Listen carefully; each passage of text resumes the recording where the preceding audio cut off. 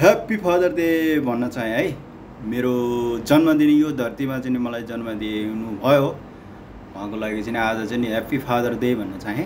आज चाहिँ नि बाबाको मुख हेर्ने दिन अरे हैन, सबैले फेसबुकमा युट्युबमा सबैले ह्याप्पी फादर डे पनि भन्छन्, भिडियो पनि बनाएको हुन्छन्। त्यही भएर म आज जिन्दगीमा जब यो धरतीमा जन्मियो नि त्यहाँदेखि आजसम्म मैले ह्याप्पी फादर डे भनेको थिएन है। आज चाहिँ नि म पनि भन्न मन लाग्यो।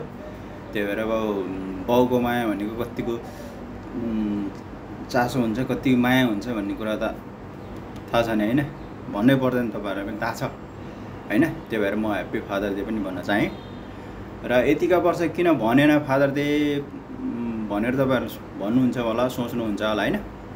अब यो धरतीमा जन्म त दिनुभयो, तर अब हामीसँग छैन है। अब हामीसँग छैन भन्दा पनि अब स्वर्गवास हुनुहुन्न जो तलै छ। र यदि बाबाले पनि भिडियो हेरेर आउनु भएको होला, सायद हुन्छ पनि हैन मेरो।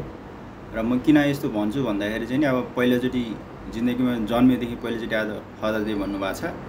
र प्लस किनभने अब यस्तो किन भनेन त भन्दाखेरि अब खोइ अब गल्ती मेरो हो कि बाबाको हो त्यो मलाई थाहा छैन। तपाईहरुले यदि कसको गल्ती रहेछ भनेर त्यहाँ कमेन्ट गर्नु होला, गर्न सक्नुहुन्छ हैन भिडियोमा।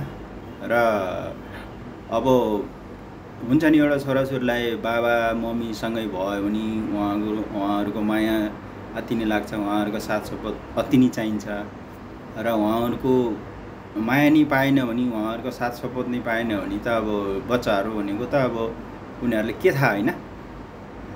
अब बाबा मम्मी बनिसकेपछि बच्चाहरुको हेरचाह गर्नलाई त बाबा मम्मीको कर्तव्य हो नि त हैन। अब त्यही कर्तव्य नगरिदिनु भएकोले गर्दाखेरि चाहिँ नि म चाहिँ ह्याप्पी फादर डे पनि भनेको थिएन आजसम्म। फर्स्टचोटि भन्दैछु।